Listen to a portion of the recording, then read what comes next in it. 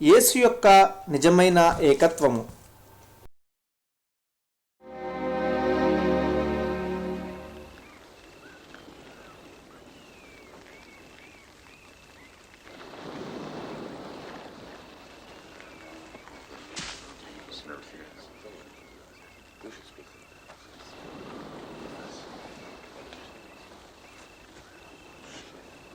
ప్రజలు నన్ను గురించి ఏమనుకుంటున్నారు? కొందరు బాప్తిస్మమిచ్చే యోహాననియు, మరికొంతమంది ఏలియా అనియు, మిగతా వారంతా చాలా కాలం క్రితం ప్రవక్త బ్రతికియున్నాడనియు చెప్పుకుంటున్నారు. నేనెవర్నని నువ్వనుకుంటున్నావు?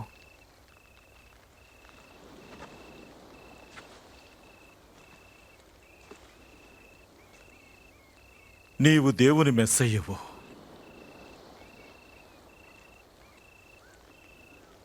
ఇది ఎవరితోనూ చెప్పవద్దు.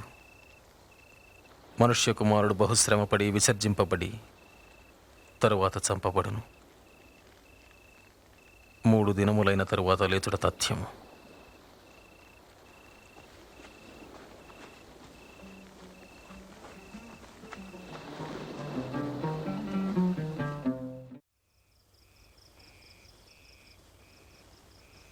అప్పుడు యేసు యోహానును, యాకోబును, పేతురును వెంట పెట్టుకుని కొండమీదికి ప్రార్థనకు వెళ్ళాడు.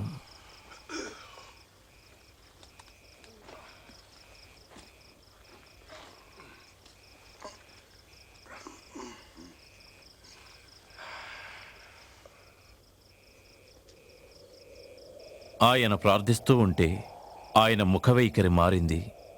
ఆయన వస్త్రాలు దగదగా మెరిశాయి. 2 ప్రాచీన ప్రవక్తలు మోషే, ఎలియాలు ఆయనతో పరలోక మహిమలో కనిపించారు. నీవు దేవుని చిత్తాన్ని నెరవేర్చదువు. నీవు యెరూషలేములో మరణించెదవు.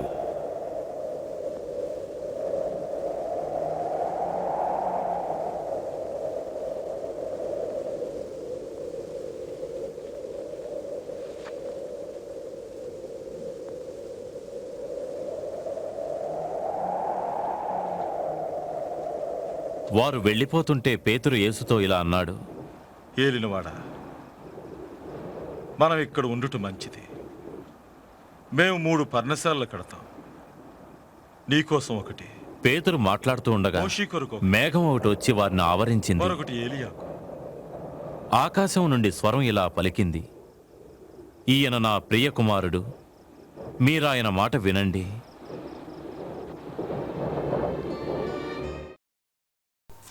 యేసును గూర్చి మాట్లాడిన 5 స్వరములు ఏవి? యేసు నేనెవరిని అని అడుగును. అప్పుడు నా జవాబు ఏమి?